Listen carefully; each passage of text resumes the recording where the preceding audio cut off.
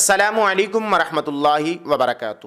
ایک بھائی نے سوال کیا ہے، اگر کوئی شخص فرض کی پہلی رکعت میں سورۃ فاتحہ کے ساتھ سورت ملانا بھول گیا تو اب اس کو کیسے نماز پڑھنی چاہیے؟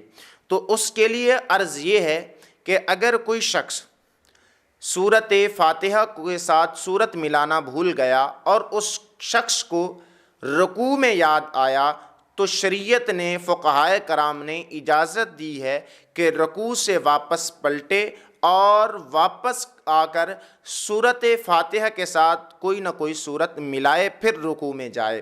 اور یہ جو مسئلہ بیان کیا جا رہا ہے یہ اکیلے شخص کے لیے ہے۔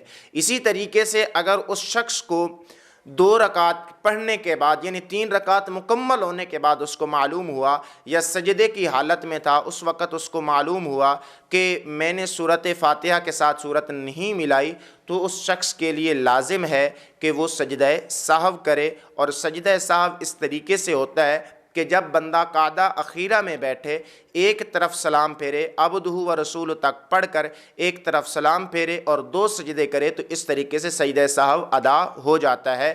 تو اس طریقے سے وہ سجدہ کرے گا تو اس کی نماز مکمل اور صحیح ہو جائے گی۔ امید ہے آپ کو یہ مسئلہ سمجھ آ گیا ہوگا۔ اگر آپ کو یہ مسئلہ سمجھ آیا ہے تو اس ویڈیو کو لائک اور ہمارے چینل کو لازمی طور پہ سبسکرائب کیجیے گا۔ السلام علیکم ورحمۃ اللہ وبرکاتہ۔